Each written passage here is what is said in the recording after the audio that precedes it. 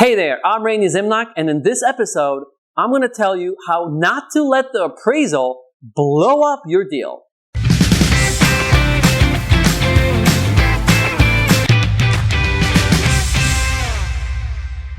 So there are two major milestones in every transaction: the inspection and the loan, which includes the appraisal. I'm actually going to focus on the appraisal in this episode because I already spoke about the inspection on previous episode.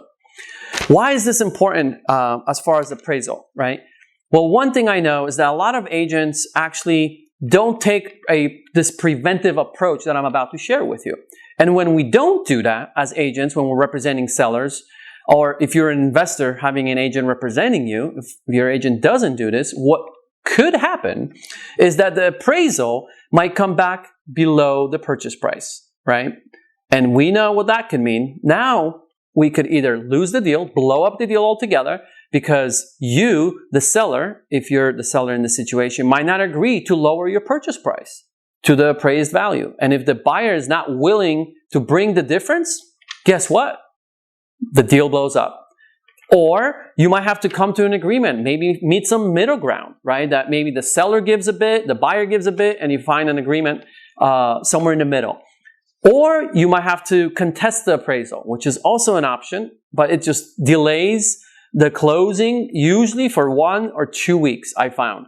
And that still doesn't mean that actually the appraiser is going to come back with the value that you need, but you can't contest it. So there's multiple things that could happen when you don't take the preventive measures that I do, right? So let me share what those are, right?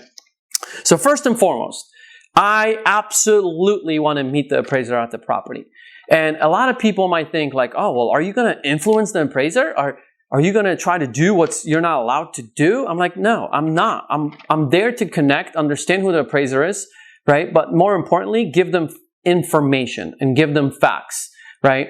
And let me tell you what that is, right? I want to educate the appraiser. So I actually bring a packet, right? I just put it nicely in a folder, right?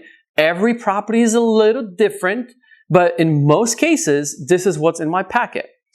Especially when I work with investors, I am definitely going to include a scope of work and the rough amount that they spent on the renovation, right? Because the appraiser should know this. They're going to use that information to bring value up for this property. I'm going to bring actually some comps that I really truly feel support the value of this property. If they choose to use them, great. If they don't, that's okay. They're going to do it on their own, and they're probably going to find the same ones.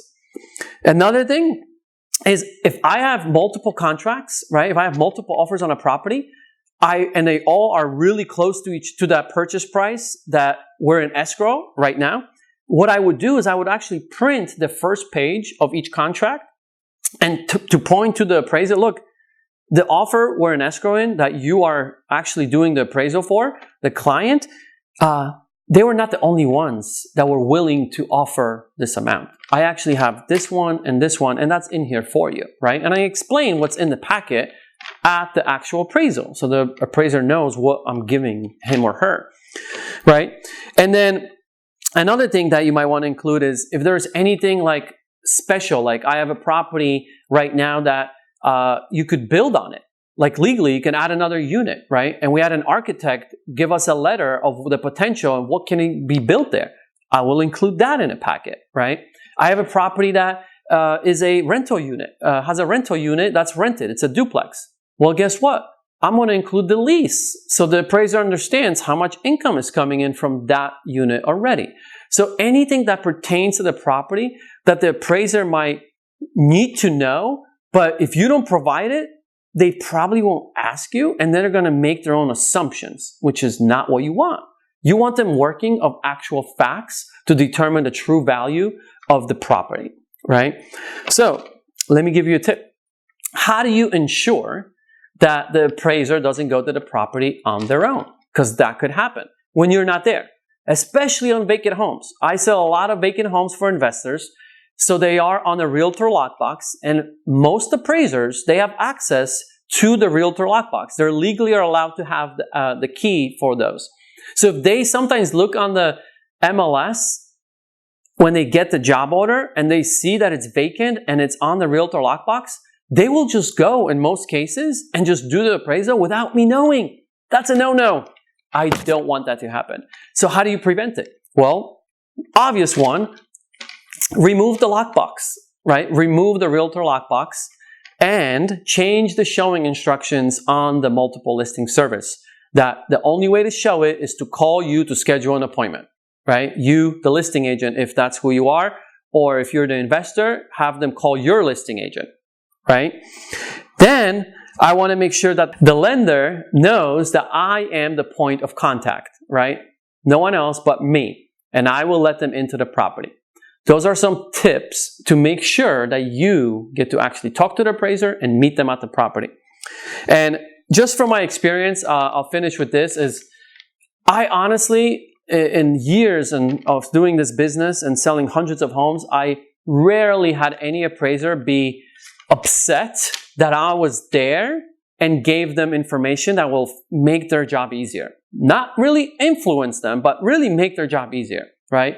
It is so rare. And usually the only reason they might get a little bit annoyed is because they can't just go to the property on their own time. They actually have to schedule an appointment with me. That's really the only reason they sometimes get aggravated. And I get it, because they're busy. They're doing 2, 3, 4 a day, right? So it is a little bit annoying sometimes to schedule appointments, right? But to me, it's very important, and I still do it. So in summary, here are really the 3 steps. Number 1, ensure the appraiser calls you to show the property if you're the listing agent. 2, meet the appraiser. And 3, bring a packet, right? And that's how you create a win-win. Analyzing a property before you buy it is obviously very important. However, what I find that most people just do it wrong. And I know that alone, one mistake could cost you tens and thousands of dollars. It could literally cost you your business. And I don't want that to happen to you. So I created a step-by-step property analysis guide sheet to walk you through exactly what to look for to make sure your deal that you're looking at is worth buying. To get the property analysis guide sheet, just go to randyzimnoch.com.